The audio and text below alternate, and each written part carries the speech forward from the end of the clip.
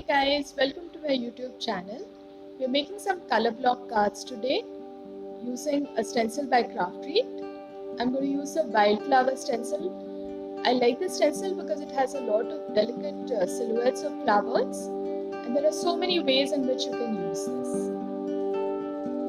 The first card we are making, the supplies you will see on the screen. This is a very simple card, but looks very beautiful. So to begin, we need a cream colored card base, the wildflower stencil of course, and some repositionable adhesive, and these are scraps of handmade paper and plastic shades which I've cut into rectangles. I'm placing the card base on a plastic sheet because I don't want to get any paint on my paper, and now I will just adjust and place the of paper because I want to get a sense of where exactly I want to position my stencil.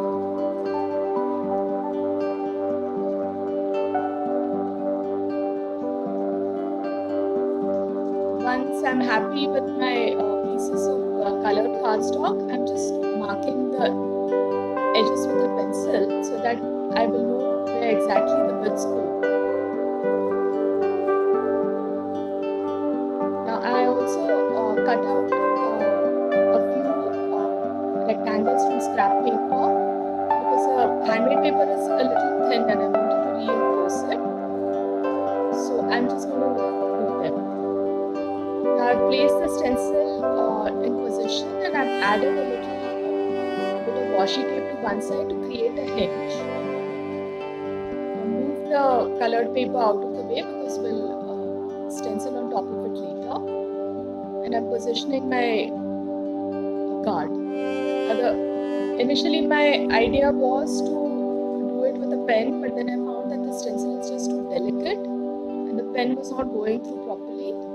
So instead what I'm going to do is pour some acrylic paint, black acrylic paint, and I'm going to use a finger dauber to apply the paint to the stencil. Simple enough process. You can just use a light tapping motion. Just make sure not to press the dauber too much because otherwise the paint will spread and it will get under the stencil and that will spoil. You will not get very crisp image with that.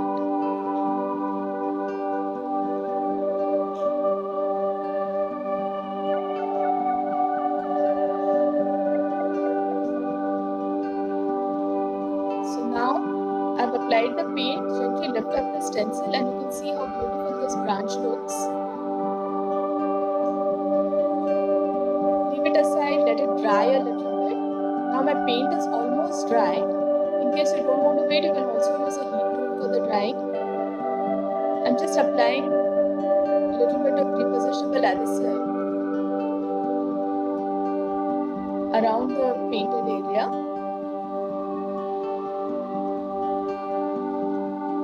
Now I'm going to place the bits of paper on it.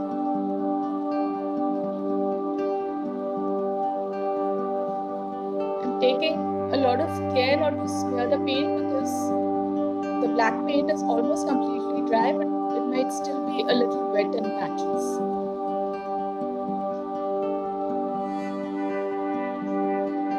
Now place the papers exactly the way you would do it, the way you want it to like in the finished card, and just press down lightly so that it will stick to where the repositionable adhesive is. Then now we put down the papers. I just flip the stencil back on. I had kept the black paint covered with a lid. This is a good idea in case you need to leave your work for a little bit. And now this is the card after I finished the painting on the bits of paper. It is completely dry. I've also stamped the sentiment on one of the pieces.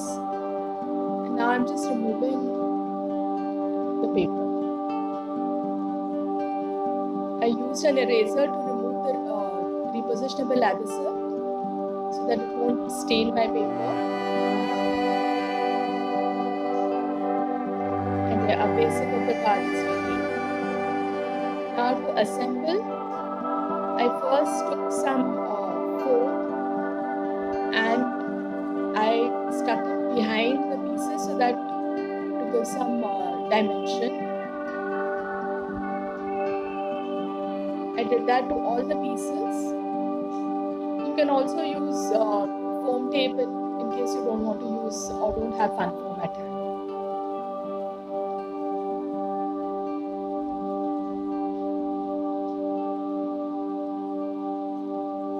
There, the pieces are ready, including the little square which comes in the center.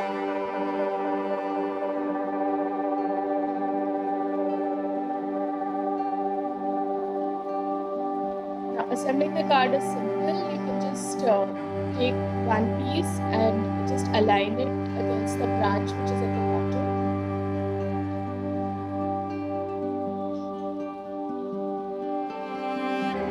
And then just use the liquid glue to stick the pieces together.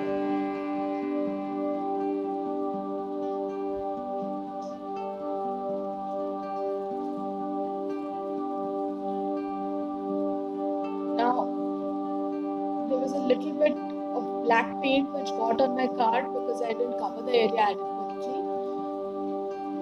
Such mistakes are easy to correct. I just took a black sketch pen and I just extended the branch, the bottom of the branch, so that it covered up.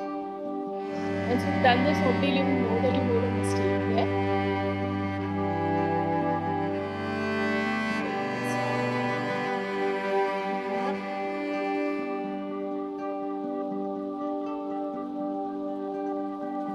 I'm just going to use some liquid glue to stick the pieces back together.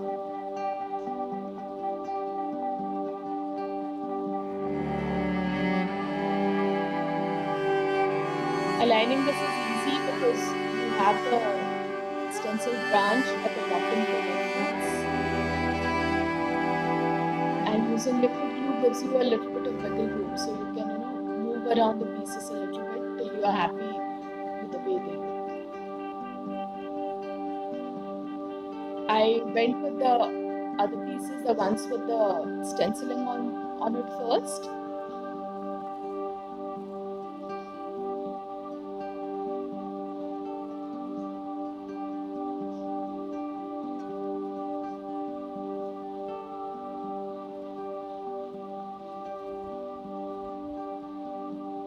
And the sentiment piece, that was the last one that I put in place because I wanted to make sure that it was aligned well with the rest of the pieces. Because it's liquid, you can always shift the pieces around a little bit. And there, our card is ready. It's a very simple way of color blocking and very effective. Also a great way of using up all those scraps that we crafters find so difficult to throw away. Okay, let's move on to the next card. If you like inking and distress oxides and oxidants, this is the card for you. I've done a little bit of tone-on-tone inking in this. These are the supplies that you need. So what I've done is I've cut 3 pieces of white cardstock into 1.5 inch by 3 and 3/4 inch. They will basically fit on an A2 card size panel. I'm taking the first panel and I've also taken 3 shades of distress oxide inks in dark red, green and blue. I'm using a normal blending brush to ink up the panel completely with the ink. And I normally keep an old magazine handy for my inking. What I do is, once I finish the inking, I can just tear the page away, use the reverse, and so on. I'm using a little bit of scrap paper to hold the paper down because I don't want any fingerprints on the panel. There, I've turned the paper over and now I will take the next panel. I will ink that with the green ink. I love distress oxides because it's so easy to get very smooth blending with them. There, my green panel is ready. And the last panel, I'm using a bright blue color.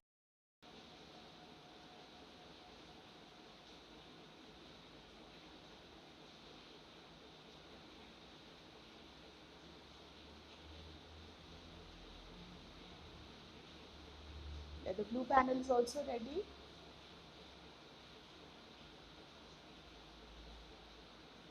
To add a little more interest, I'm going to add some water splatters on my pieces. So I'm lining them up and just using a brush to flick some water carefully on it. The secret to getting good water splatters is to take little amounts of water and go slowly. You can always add more later. Here are my panels which are ready. I allowed them to air dry completely so that the splatters would really show up beautifully. So now our basic panels are ready.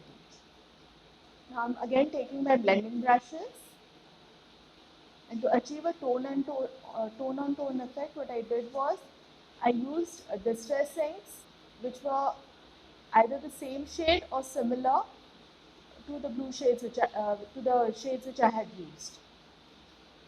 So you'll see green, red, and blue, and of course my wildflower stencil. Now to do the tone on tone inking, what I'm going to do first is take my panel, place the stencil on it the way I want, and then I'll flip it over and use the washi tape to hold it down. This ensures that there are no areas on my ready block which will be covered by masking, and at the same time the paper will not move. I turn it over and I also use the washi tape to just block out open areas of the stencil through which the color might get over. This is a small step, but it can save you a lot of grief because your ready panel might just get spoiled because you got ink in areas where you did not want it. The inking is simple. I'm just taking my blending brush and gradually adding color.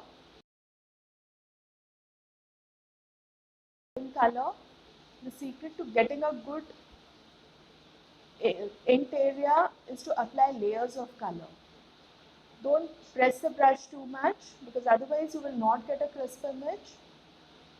And just keep darkening it gradually till you're happy with the end result.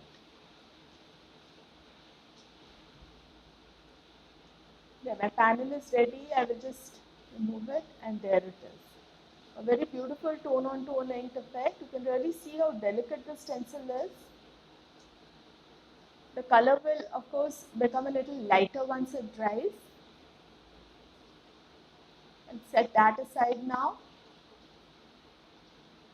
And move on with my other panels, the other two panels. Also always remember to wipe down the stencil with a dry cloth. I'm using a dry cloth right now because I don't want any moisture to get on my panels. I've speeded up rest of the video a little bit because it is basically the same steps again. You place the stencil, hold it down with washi tape, and then ink it till you're happy with the silhouette image that you've got.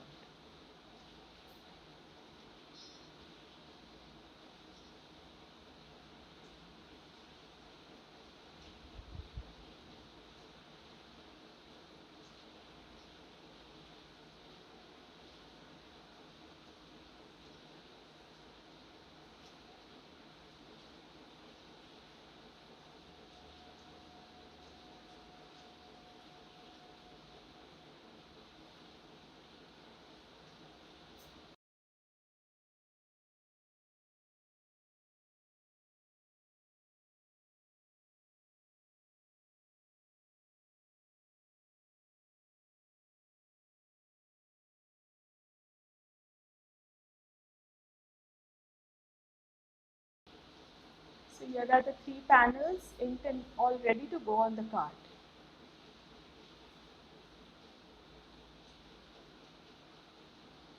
For the card, I'm taking a grey card base and I've cut a white mat which is 1/4 inch smaller than the card base. The card base is A2 size, so 4.5 by 5 and a, sorry, 4 and 1/4 by 5.5 inches.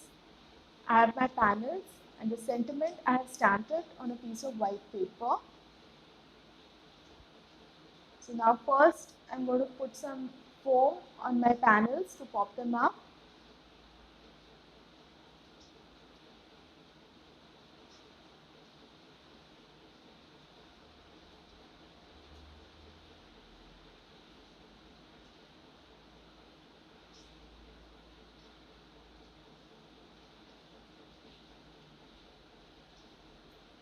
Then I will take the white mat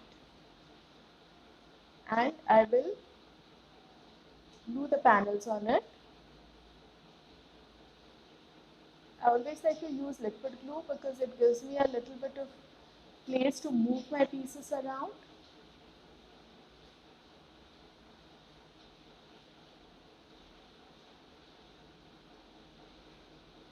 Once I'm happy with the alignment, with the placement of the three pieces, I will just put this aside to dry a little bit. You can use any glue which dries quickly for this. There, a basic panel is ready.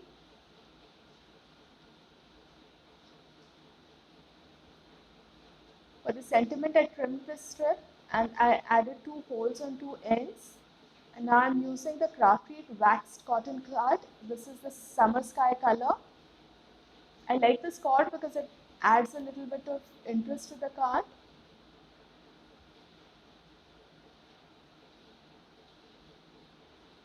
I just snip off a little bit of the two lengths of the cord and I'll half it and thread it through the holes.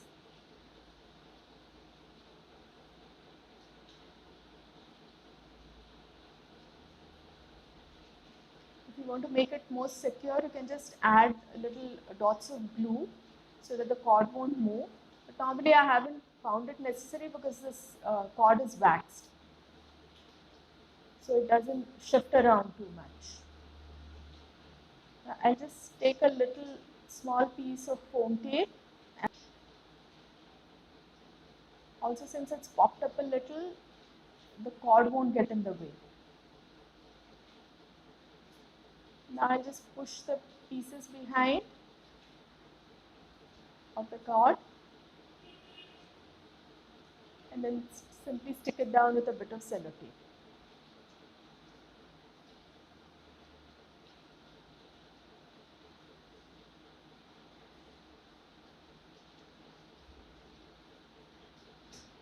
I don't like to make the cord too tight, otherwise it will just start pulling the paper inside.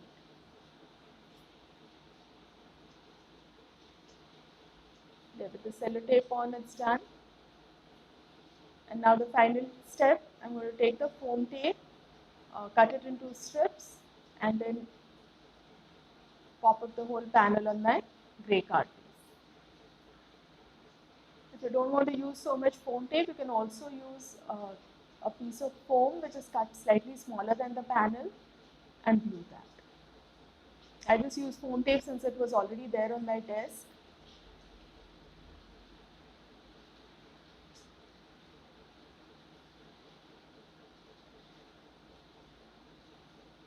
I'm just peeling the backing off now.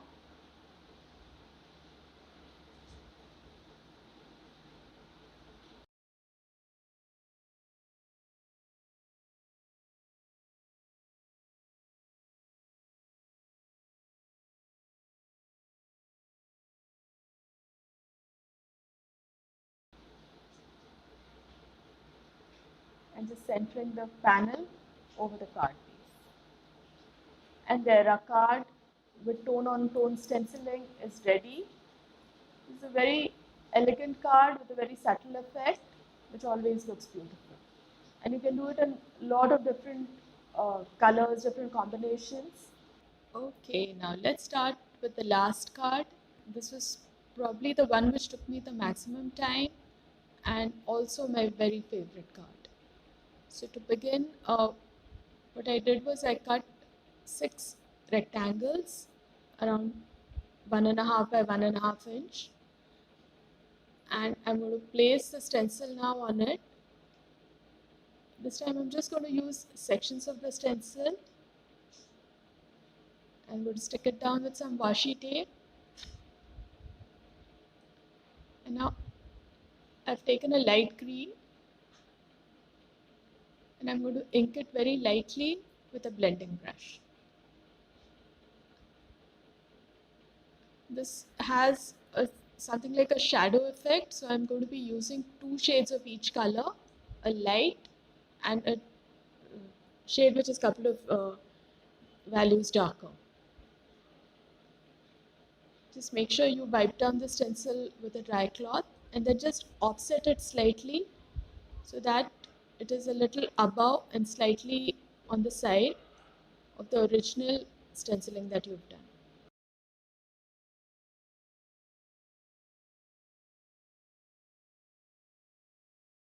I'm sticking it down again with a bit of washi tape so that the paper doesn't move.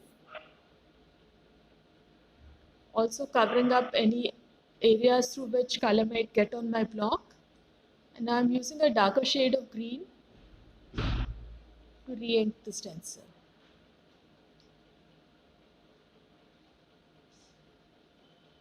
What this does is creates the inked area and a sort of like a shadow area. Just to add some more interest, I'll take the lighter color again and lightly ink only one corner, the bottom right corner of the block. This sort of ties the whole thing together, and there, our first block is ready.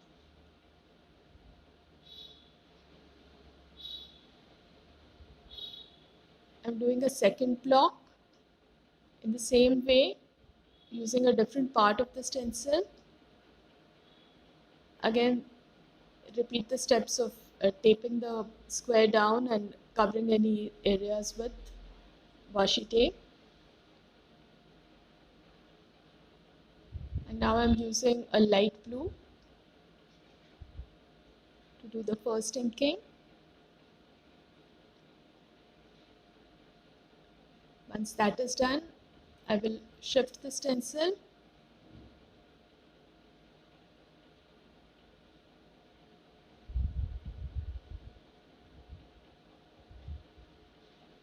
and then take a darker shade of blue.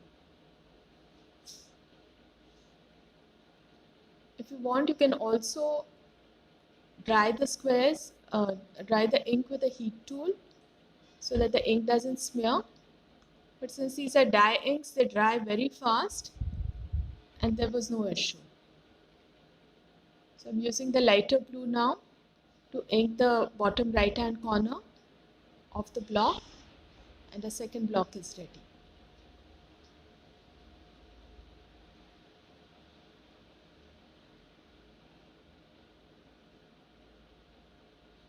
So I made a total of 5 blocks using different colors: blue, green, orange, red, and turquoise.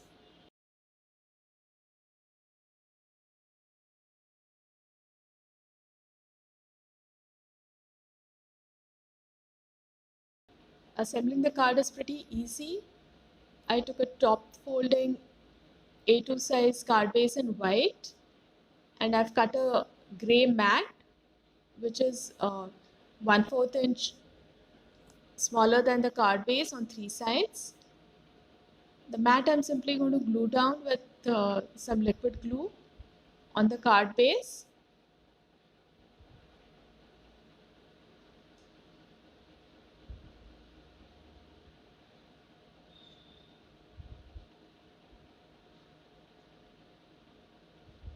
I like the frame of white that it has on 3 sides.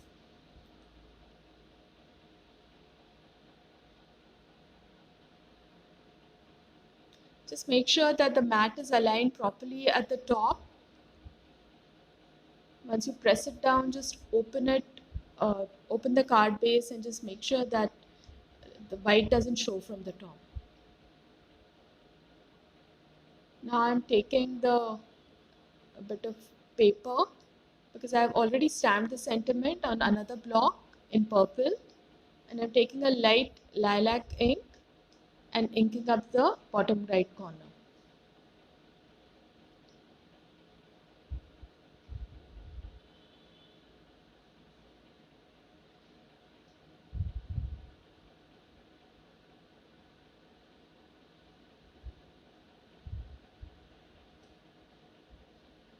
Again, I'm using finger daubers because I find that they give me much more control, and it is very easy to apply just enough pressure so that you get nice crisp stenciled images.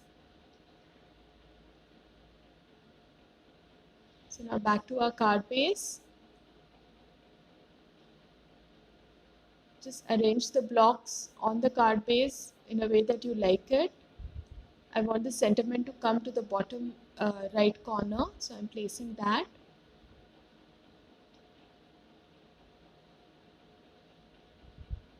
And then arranging the rest of them.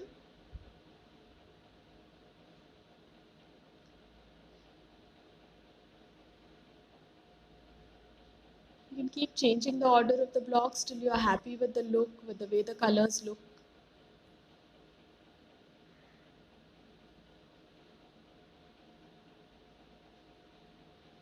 That looks good. So now I'm going to start picking up the blocks one at a time. Use some foam tape behind each block to pop it up. And then I'll stick it down.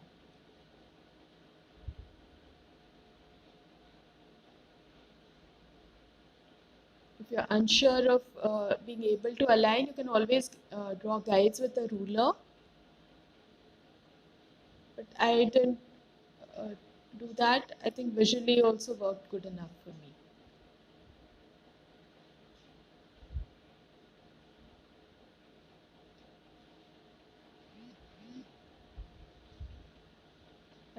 Always put the top two blocks first, and then the central one I can align with the two blocks on the top.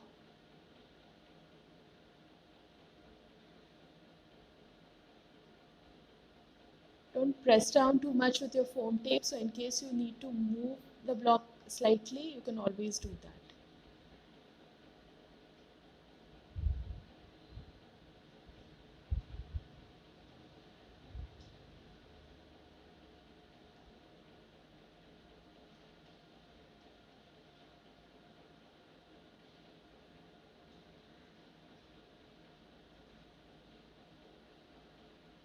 As always, I did the top and the bottom squares first, and then align the center one. And there, our card is ready.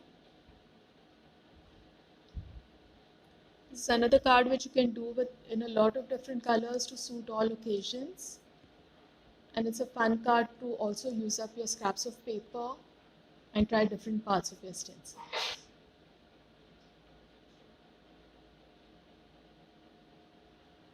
I've used dye inks for this card, but you can always use distress oxides or distress inks as well. And here are the 3 cards with color blocking. I hope you enjoyed this video, and you'll join me very soon again for another video.